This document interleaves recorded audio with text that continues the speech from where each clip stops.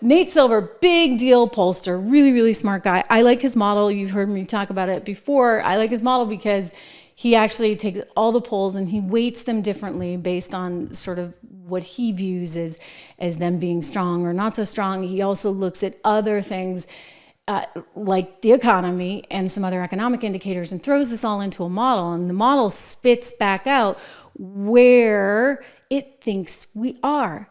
And right now, Nate Silver's model is spitting back, let me see if I have this for you, a real solid chance of none other than Donald Trump winning this.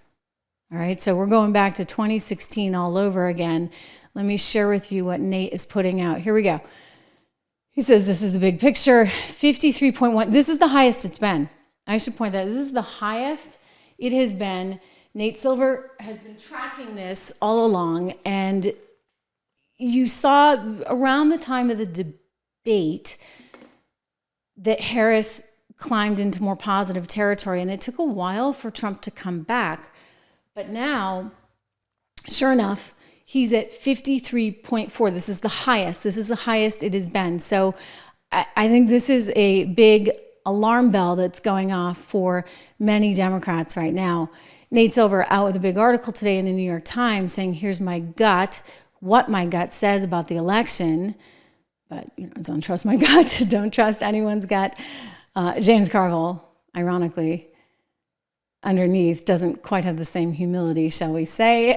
James Carville writing, 3 reasons I am certain Kamala Harris will win. So, like I said, he doesn't quite have the same humility. He thinks it's a done deal that Kamala Harris is going to win. I think it's interesting that Nate is sort of qualifying this a bit. But anyway, he does think that Donald Trump is going to win. And he thinks he's going to win because all of these polls now are showing that they're in this dead heat with Donald Trump just slightly ahead. And the reality is Republicans just don't poll, especially Trump Republicans just don't poll in the same kind of way. So he's out with a big article today, and he's kind of analyzing this. And look, the pollsters have gotten it wrong before. Think about Brexit. Think about Marine Le Pen and the success of her party over in France. And pollsters just never quite understood in either of those scenarios the momentum that those movements were having. He writes about these, and he says, quote, there's even a certain snobbery, right, to the theory. He thinks, the whole social stigma attached to them, it is actually, in my estimation anyway, it's quite real. It's dissipating, though, he says. It's dissipating a bit, in part because, I don't know, maybe it's becoming more acceptable to say this. I guess it depends on where you live. I don't know about where I live. Anyway, cat's out of the bag, I guess, with me. But he's really, he's putting this out there, and he's saying in this article that his gut is telling him. The model is also telling him. And Polymarket is telling him, right? Polymarket, where there's real money on the line, guys. This stuff all adds up. This stuff matters. Meanwhile, you get, the other story over there with, it's the economy, stupid, forgetting his own words. I mean, listen, it is the economy. I would say that they would forgive her a lot. Going back to Nate Silver, I want to read this section to you that might be important to our liberal friends. There's also the fact that Ms. Harris is running to become the first female president and the second black one. The so-called Bradley effect, named after former Los Angeles Mayor Tom Bradley, who underperformed his polls in the 1982 California governor's race for the supposed tendency of voters to say they're undecided rather than admit they won't vote for a black candidate, wasn't a problem for Barack Obama in 2008 or 2012. Still, the only other time a woman was her party's nominee, undecided voters tilted heavily against her. So perhaps Ms. Harris should have some concerns about a Hillary effect. I don't buy that. Look, I'm a woman. And people have said to me, is it because she's a woman? And, look, sure. I mean, maybe it could be, but I don't fundamentally think so. And I'm going to tell you why I don't think so.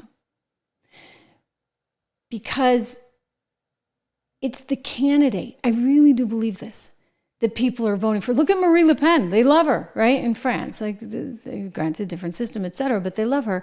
She has a certain je ne sais quoi, literally, like in French. And Donald Trump has it in spades. It's charisma. It's hard to come by.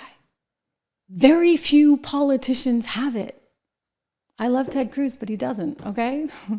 Ron DeSantis definitely doesn't.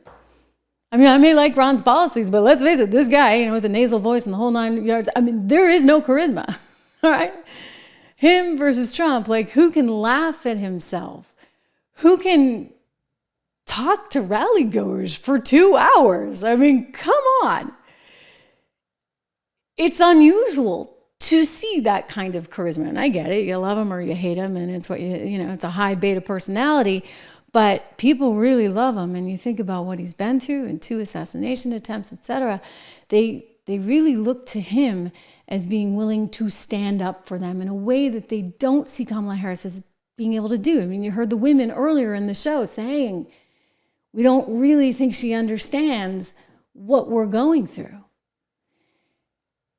And for whatever reason, Donald Trump is able to communicate that. I mean, he's out at McDonald's, right? Having the time of his life. And it's charisma.